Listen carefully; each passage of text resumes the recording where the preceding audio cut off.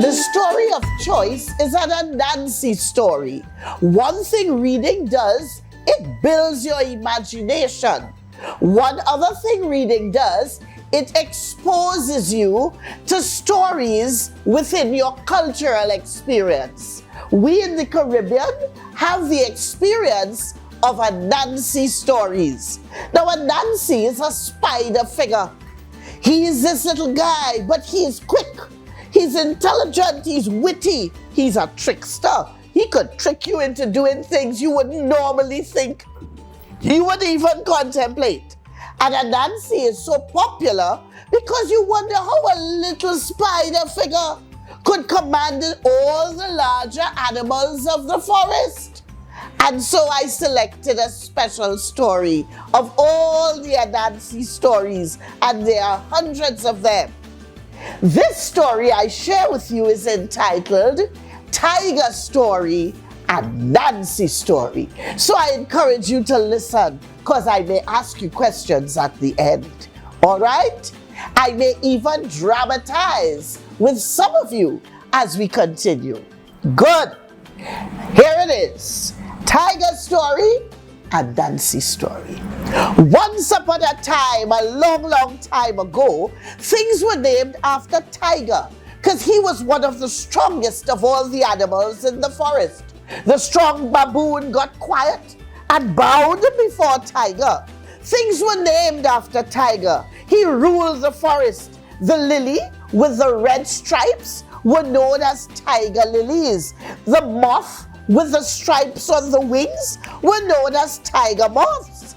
So the stories that were told in the forest were known as the tiger stories. Well, Anansi thought he would ask Tiger a favor. Anansi was the smallest, weakest creature in the forest. He was a spider. So Anansi thought he would approach huge Tiger and ask him a favor, because Anansi loved the stories. So Anansi got the courage and he walked up to Tiger. Anansi says, Tiger, you are very strong. You are like the king. You are like the superhero of the forest. Things are named after you. I am so small, nothing is named after me. Nothing in the forest is called Spider anything. I have a favor, Tiger. Would you allow the stories to be named after me? And then they will be called Anansi stories. Well, all the animals in the forest started to laugh. How silly of little spider Anansi to approach huge Tiger and expect Tiger to give him the stories, so then they will be known as Anansi stories. Tiger laughed. Oh boy. Anansi, here's what I will do for you. I will allow you to call the stories Anansi stories if you do two things. You are to perform two tasks, Anansi. Well, all the animals in the forest got quiet. They thought, probably Tiger is not feeling well. Tiger is going to give up the stories to little Anansi. But what are the two things that he is going to ask of Anansi? Here's Tiger now. He says, very well. All the animals are quiet listening. The bullfrog, the lizard, the alligator, the parrot. Everyone is in attendance looking and listening to hear what Tiger is going to tell Anansi. Tiger says, two things you have to do for me, Anansi. One, first you must catch an entire calabash of live bees. A calabash is like a round bowl, but it's all closed. It occurs naturally on trees. Get me a whole calabash of live bees, Anansi. Well, the animals in the forest start to laugh. How is Anansi, a little spider, going to catch a whole calabash of live bees? It was impossible. So they thought.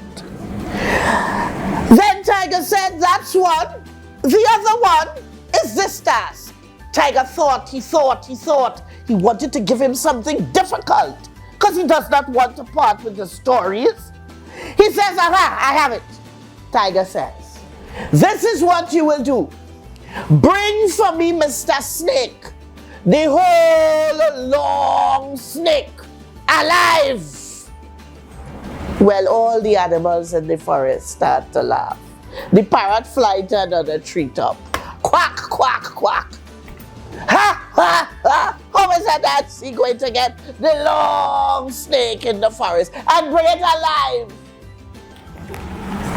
So, Tiger wagged his tail, flipped his tail in the air, and went to sleep because he felt that was impossible. So Tiger is relaxed and sleeping with a smile on his face. He gave Anansi 2 things to do. What was the first thing, boys? Let me hear you. What was the first task? Yes, tell me, you. To get a calabash of bees. To get a whole calabash of live bees. And what was the second task? You at the back. Yes, you. Stand, tell me. What was the second task? To get the whole long snake, how? Alive. Alive, that's right. Well, here comes Anansi now. Anansi is thinking. He's walking through the forest muttering to himself. How am I going to get a gourd full of bees? How am I going to get a calabash full of bees? Anansi's muttering to himself. He's losing his mind about this. All the other animals say, Anansi, what are you talking to yourself about? I have to find a way to catch a whole calabash of live bees. I don't know how I'm going to do it, but I have to do it. And he's mumbling to himself. Just about then, Queen Bee flies by. Queen Bee says, Anansi, what's up with you? You look so troubled and you're talking to yourself here in the forest. Anansi said, yes, I have a bet with Mr. Tiger. I have to tell him how many bees fill a calabash.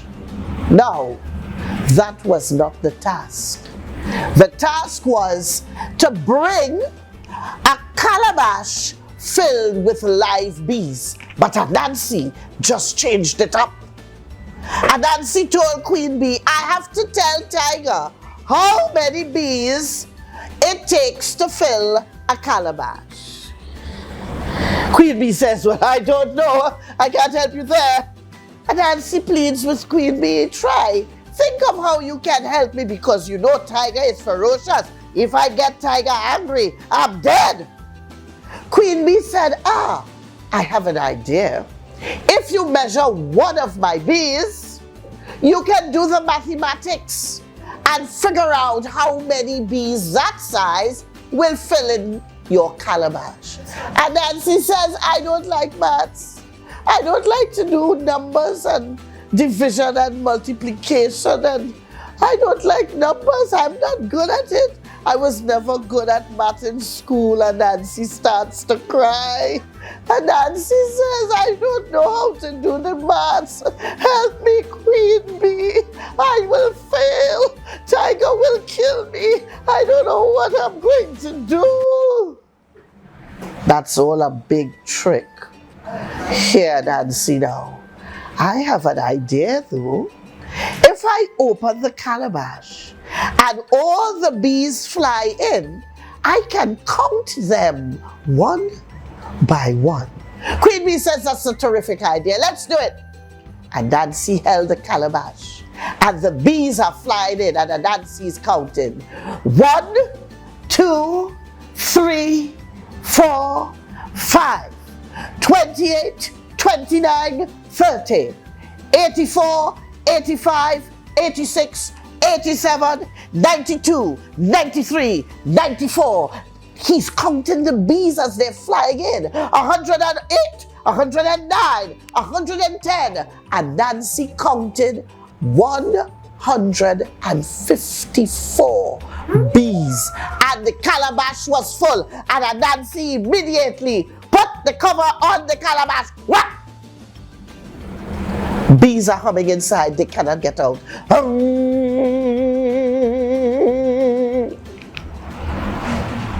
Calabash filled with bees. Anansi had tricked them. Anansi held the cover tight. And Anansi ran all the way back to Tiger. Tiger, here's your calabash filled with bees. Oh, Tiger was angry. Tiger got upset. Tiger raised his head up. And Tiger thought, how on earth did he do that? How did Anansi get a whole calabash filled with live bees? Tiger is angry. Tiger realizes he may have made an error now, because it seems like this Anansi is quite smart. How did he pull that off? He said he was glad there was a second task. The second task was to get Mr. Snake, the entire long snake, alive. Oh, this was a harder one, but Anansi loves this. Anansi is witty. Anansi will be able to trick something into his own will. Anansi's like that. He gets the victory all the time, despite the fact that he's small. Anansi goes down the next morning and he is wondering how to catch the snake. He remembers the snake likes avocados, what we sometimes call a zabuka. So he got a ripe zabuka, a ripe avocado, and he dug a hole and he put it there. For when snake goes to eat that zabuka, he will tie a trap. And when snake is eating the zabuka, he will pull a vine around the body of snake. So he places the vine across the way. He puts the avocado, the zabuka in a hole, and here comes snake. Snake is wriggling, coming, crosses the vine, doesn't see it. Snake goes to have the zabuka now. While snake is having the zabuka, Anansi pulls the vine. And he has snake around the belly, but he cannot lift. Snake is too heavy. And snake ate the zabuka and continued to writhe and slide away. Anansi scratches his head. That didn't work. That failed. What was he supposed to do now? Snake is also smart. He tries another trap. He says he knows snakes like eggs. He goes by the hen and he begs hen for an egg and gives Anansi the egg. He puts the egg down into a deeper hole. He says when snake goes down there, he won't be able to get out so easily, and I'll have more time, and I will get some of the other animals to help me pull him back out, and I'll carry him to Tiger. Oh, snake goes now. Snake sees the egg down in a hole, and snake takes his tail and wraps it around a slender tree nearby. And snake goes down in the hole. Snake eats the egg, and when snake is ready, he uses that connection of his tail on the slender tree trunk and pulls himself back out of the hole. Unwraps his tail, and snake goes his merry way. Anansi is confused now. This is a second failure. This is a second failure. Oh my goodness, what is he going to do? He's going to fail, and he cannot carry snake alive to Tiger. Then Anansi goes down to the river, and he is sinking. Snake sees him. Snake says, Anansi, what is up with you? You tried to trap me twice. Anansi is shocked. Anansi did not know that snake was even aware that he's trying to trap him. He says, I watch you, Anansi. Anansi, you put a trap for me for the zabuka. You put a trap for me for the egg. What you trying to trap me for, Anansi? What do you want with me? Anansi is shivering because he's talking to snake. All snake has to do is eat him. He said, good morning, Mr. Snake. You are correct. I really was trying to trap you. He says, but why? He says, I made a bet with Tiger. I told Tiger that the snake is the longest creature in the entire forest. But Tiger told me no. Tiger says that bamboo over there is longer than you. Tiger says there is a creature in the river that's longer than you. Well, Snake said, that's ridiculous. You should have told Tiger the truth. I, Snake, I am the longest creature in the forest. Here, Nancy. Well, maybe if I can measure you, I will then be able to tell Tiger, I measured you and you are indeed the longest snake, the longest creature in the forest. Tricks. Snake falls for that. And Nancy brings the bamboo and tells Snake to line up along the bamboo. Snake lines up himself on the bamboo. And Nancy says, but while I am measuring from the top, your tail is being pulled up. If I measure from the tail, you're moving your head. You have to stay still, Snake. Oh, I have an idea. I will tie your tail with a vine and you will stretch along the bamboo. Then I'll tie your middle with the vine and you will stretch along the bamboo. And we will show Tiger that you are the longest creature in the forest because you will be longer than the bamboo. Then we'll tie the top part of your torso onto the bamboo. And then finally, stretch. I will tie your head on the bamboo. And then I will have the accurate, correct measurement to know how long you are. Snake says, I am the longest. Go ahead. Snake starts. And Nancy ties the tail to the bamboo. Snake wiggles up, stretching himself, because he has to be longer, you know. Vanity in Snake. Ties, stretch, ties. He tied his head. Snake was now completely tied with about 5 pieces of vine along the bamboo. He made every effort to stretch until Snake was longer than that strip of bamboo. Well, as he tied his head, and Nancy had him, and Nancy runs, and Nancy is dragging the bamboo, pulling Snake, and Snake is tied. And he says, where are you carrying me, Nancy? I'm carrying you to Tiger, to show Tiger how long you are. He took him to Tiger. When Tiger sees a Nancy dragging this bamboo with a snake tie with vine, well, Tiger raised up, and Tiger's tail was in the air, and Tiger wanted to pounce. He could do nothing, and Nancy won. And Nancy said, Mr. Tiger, sir, here it is. I have delivered Snake to you alive.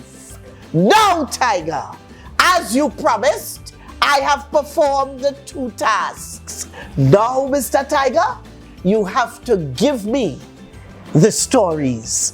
From today, the stories will be known as no more Tiger stories. They will be known as Nancy stories because I won. And Tiger only growled. The end.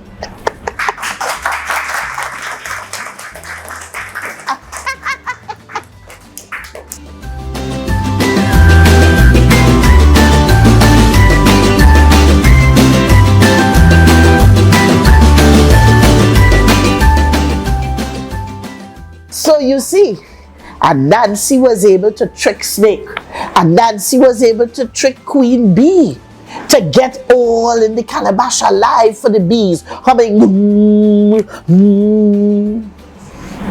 And then, by telling Snake what Snake wanted to hear, that he was the longest creature of the forest, he said, well, let me measure you. And he tied him to the bamboo. Yes? So tell me, what was your favorite part in that story? Tell me, you. My favorite parts on the story was Talk so they can hear you loudly. Nancy was tying Snake to the Bamboo, yes. And Snake was wiggling, stretching. His favorite part was Snake being tied to the bamboo, wiggling and stretching. Yes, what is your favorite part in front here? My favorite part is when the tiger makes a deal to Nancy. Tiger makes the deal. He did a crooked deal. Yes, let me hear you in the middle. Just now. You. My favorite part was when Nancy was crying. And as he's crying because he's failing, he couldn't figure out how to catch Snake. What's your favorite part? Same part when Nancy was crying. Yes, he said, what am I going to tell Tiger? I'm dead. Oh my God. What's your favorite part? Tell us. You see what he said? Like he dramatical.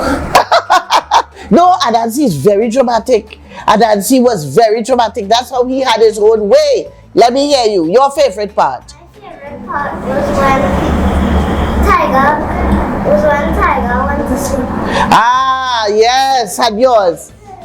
Tell me, go ahead, you. My favorite part was when Tiger was growling. Ah, the end. So every time the story says, every time you hear the tiger growl, it is when he remembers how Nancy was able to get the stories from him. He is still angry. So if you ever hear a tiger growl, it's Nancy in his brain.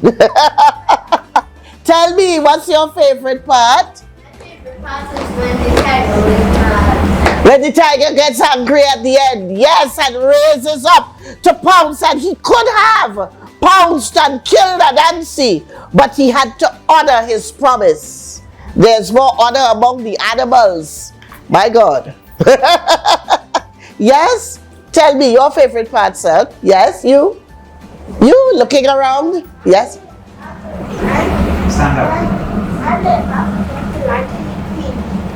Oh, when he had the interaction with Queen Bee and told Queen Bee, send the bees in, he'll count them. Your favorite part, son? My favorite part is when he growled. Correct. What's your favorite? My favorite part is when Nancy was crying. Yes. So you see, you remember several things about this story. And all I did was read this story to you. This story is called Tiger Story and Nancy Story. I want to challenge you to find another Nancy story to read. Everybody, that's your assignment, your homework. Find an Nancy story to read. There are hundreds out there. You can even get them on the internet. There's a Nancy stories and there are Nancy adventures. And Nancy is a creature. He has done fantastic, memorable things for a little spider. And it teaches you that it does not matter if you're small. Your mind is large. You can think your way to victory. You can figure out how to win. That is what happens when you read Nancy stories. So I thank you for being such an attentive audience of boys, and I enjoyed myself completely.